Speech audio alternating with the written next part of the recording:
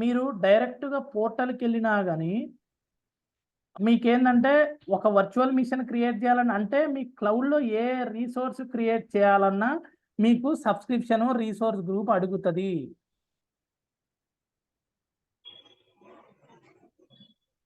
ఇప్పుడు all services ఉన్నాయండి. ఇందాక చెప్పా కదా, ఇప్పుడు స్టోరేజ్ అకౌంట్ కూడా ఒక సర్వీసే కదండి. స్టోరేజ్ అకౌంట్ క్రియేట్ చేయాలన్నా ఇక్కడ మీకు సబ్స్క్రిప్షన్ అడుగుతుంది, చూసారా? సబ్స్క్రిప్షన్ అదే మీకు అది అయిపోయిన తర్వాత మీకు ఎట్లా ఉంటుందంటే సబ్స్క్రిప్షన్ అడుగుతుంది, రీసోర్స్ గ్రూప్ అడుగుతుంది, స్టోరేజ్ అకౌంట్ నేమ్, ఇట్లా 1 by 1 అడుగుతుంది అనమాట. సో దానికోసమే మనం హైరార్కీ అనేది డిస్కస్ చేసినాం ఇప్పటి వరకు. ఈ విఎం కానీ ఈ సర్వీస్ అనేది మనకి స్టోరేజ్ అకౌంట్ ఉండొచ్చు, SQL DB ఉండొచ్చు, మనకి యాప్ సర్వీస్ కానీ ఏది అడిగినా మీకు రీసోర్స్ గ్రూప్ అనేది కంపల్సరీ. దానికోసమే మనం ఏది క్రియేట్ చేయాలన్నా మనకి ఎన్విరాన్మెంట్, అంటే దీన్ని మనం ఎన్విరాన్మెంట్ కింద కన్సిడర్ చేసుకుంటాము. ఓకేనా? ఈ రీసోర్స్ గ్రూప్ ఈ SQL ఈ స్టోరేజ్ అకౌంట్ ఏ ఎన్విరాన్మెంట్లో ఉండాలి, ఈ SQL DB ఏ ఎన్విరాన్మెంట్లో ఉండాలి అంటే ఇప్పుడు మనం SQL DB రియల్ టైంలో మనకి ఒక అప్లికేషన్కి SQL DB కూడా కావాలి కదా. మన డేటాని మన టేబుల్స్ని డేటాని స్టోర్ చేసుకోవడానికి. సో దానికి కూడా మన అప్లికేషన్ యాప్ సర్వీస్లో డిప్లాయ్ చేసినప్పుడు ఈ SQL DB ఏ ఎన్విరాన్మెంట్ కిందికి కావాలంటే డవ్ ఎన్విరాన్మెంటా, టెస్ట్ ఎన్విరాన్మెంటా, ప్రాడా, స్టేజా, ఇట్లా మనం ఏది క్రియేట్ చేసినా ఈ రీసోర్స్ గ్రూప్ అంటే ఈ ఎన్విరాన్మెంట్ కిందికి వెళ్ళిపోద్ది. అంటే మనం ఈ సర్వీసెస్ అజూర్ క్లౌడ్లో ఏ సర్వీస్ క్రియేట్ చేసినా ఈ రీసోర్స్ గ్రూప్ అనేది మ్యాండేటరీ. ఓకేనా? దీన్ని మనం ఎన్విరాన్మెంట్ అంటారు. ఇట్లా కన్సిడర్ చేసుకుంటాం అనమాట. అంటే subscription 1 Dove environment, subscription 2 test environment, subscription 3 stage, ఇట్లా కన్సిడర్ చేసుకుంటాం. ఓకేనా? మీకు పోర్టల్కి వెళ్ళిన తర్వాత పోర్టల్ రేపు ఈరోజు క్రియేట్ చేస్తా అండి, రేపు మీకు పోర్టల్లో చూపిస్తా 1 by 1 VNet ఎట్లా క్రియేట్ చేస్తాము, రీసోర్స్ గ్రూప్ ఎట్లా క్రియేట్ చేయాలి, మనం డైరెక్ట్గా విఎం కానీ స్టోరేజ్ అకౌంట్ కానీ క్రియేట్ చేస్తుంటే ఏమేమి అడుగుతాయి, ప్రీ రిక్విజిట్స్ అట్లా. ఓకేనా? అంటే ఇప్పుడు విఎం క్రియేట్ చేయాలంటే మనకి ప్రీ రిక్విజిట్స్ ఏం కావాలండి? విఎం క్రియేట్ చేయాలంటే ఒక విఎం క్రియేట్ చేయాలంటే రిసోర్స్ గ్రూప్, ఓకే, దానికి ముందు సబ్స్క్రిప్షన్, దాని ముందు tenant ID. Tenant ID common.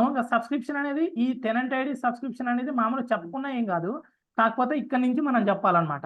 ఇది కూడా ఇంపార్టెంట్ రిసోర్స్ గ్రూప్ కావాలి.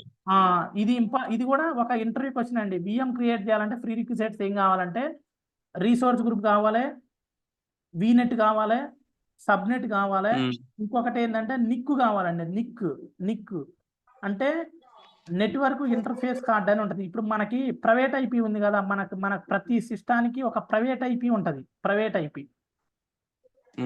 మొన్న చెప్పా కదా, కమాండ్లో ప్రైవేట్ IP కమాండ్లో IP కాన్ఫిగ్ అని కొడితే వస్తుంది. IP కాన్ఫిగ్ కొడితే మన సిస్టానికి ఉన్న అంటే ఎవ్రీ సిస్టమ్, ప్రతి సిస్టానికి ఇప్పుడు మీ దగ్గర ఉన్న సిస్టానికి కూడా ప్రైవేట్ IP అసైన్ అయి ఉంటుంది.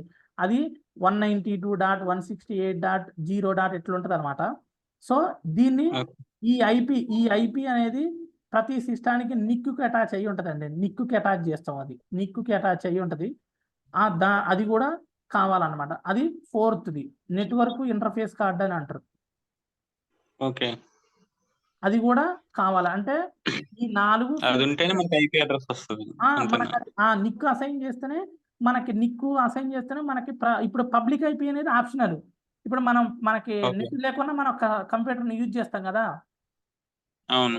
పబ్లిక్ IP అనేది ఆప్షనల్, కానీ ప్రైవేట్ IP కావాలి మనకు. అందుకనే నిక్ ఈ 4 మ్యాండేటరీ అనమాట. Resource group, vignette, subnet, Nick. ఒక విఎం క్రియేట్ చేయాలంటే ఇవి కావాలి. ఇదండి అజూర్ క్లౌడ్ అనేది ఇట్లా ఉంటుంది మనకి. రేపు డైరెక్ట్గా పోర్టల్లోనే చూపిస్తా. ఇగో ఇట్లా ఉంటుంది. మీరు ఏంటంటే ఒక 2 days ఉండండి, మీరు ఏం పోర్టల్ క్రియేట్ చేయకండి, నేను చెప్తా మీకు ఎప్పుడు క్రియేట్ చేయాలో. ఇట్లా ప్రతిదీ ఆల్ సర్వీసెస్ ఇందులో మీకు పోర్టల్ సబ్స్క్రిప్షన్ క్రియేట్ చేస్తే ఈ సర్వీసెస్ అన్నీ కనిపిస్తాయి. ఇవన్నీ మీకు చెప్తా అండి. మైక్రోసాఫ్ట్ ఎంట్రా ఐడి అంటే ఏంటిది, దీనికి రీసెంట్గా పేరు మార్చారు. ఇంతకుముందు యాక్టివ్ డైరెక్టరీ AD అంటారు మైక్రోసాఫ్ట్, అజూర్ యాక్టివ్ డైరెక్టరీ అంటారు. ఇప్పుడు రీసెంట్గా పేరు మార్చారు, enter ID, virtual machines, resource groups, app services, ఇవన్నీ మనం డిస్కస్ చేయాలి. ఇది అవసరం లేదు. కాస్ట్ మేనేజ్మెంట్, వర్చువల్ నెట్వర్క్, ఇవన్నీ మీకు చూపిస్తా అండి. ఓకేనా? మీకు విఎంఓ ఇందాక చెప్పా కదా, ప్రతి సబ్స్క్రిప్షన్ కూడా ఐసోలేటెడ్ అని. ఆ ఐసోలేటెడ్ కూడా మీకు నెట్వర్క్ రెండింటి మధ్యన కనెక్షన్ ఎట్లా ఎస్టాబ్లిష్ చేస్తారో అది కూడా మీకు చూపిస్తా. ఏమైనా డౌట్స్ ఉన్నాయండి ఇప్పటి వరకు? మీకు ఏ డౌట్ ఉన్నా అడగండి సార్, నేనైతే చెప్పగలుగుతా. మహేష్, సుధా మీకు ఏమన్నా డౌట్స్ ఉంటే అడగండి, నో ప్రాబ్లం. ఓకేనా? మీకు ఏడబ్ల్యూఎస్కి అజూర్కి డిఫరెన్షియేషన్ ఎట్లా అది ఏమన్నా తెలుసుకుంటారా? కాల్స్ ఎలా ఉన్నాయి? కాల్స్ కూడా ఏడబ్ల్యూఎస్ కన్నా అజూర్ చాలా ఎక్కువ ఉన్నాయి. మీకు ఇది రెండు సేమే, ఏడబ్ల్యూఎస్ అజూర్. కొన్ని నేమింగ్ కన్వెన్షన్స్ డిఫరెన్షియేషన్ ఉంటుంది అంతే తప్ప ఏముండదు దాంట్లో.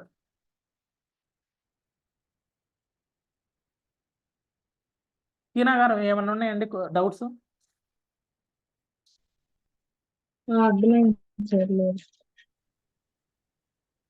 నాగేశ్వర, సుధా నిన్నటి క్లాస్ పెట్టావా? నిన్నటిది ఈరోజు ఓకే సార్, ప్రాబ్లం ఈరోజు నేను ఇప్పుడు షేర్ చేస్తా, అది అందులో టెలిగ్రామ్ లో షేర్ చేస్తా.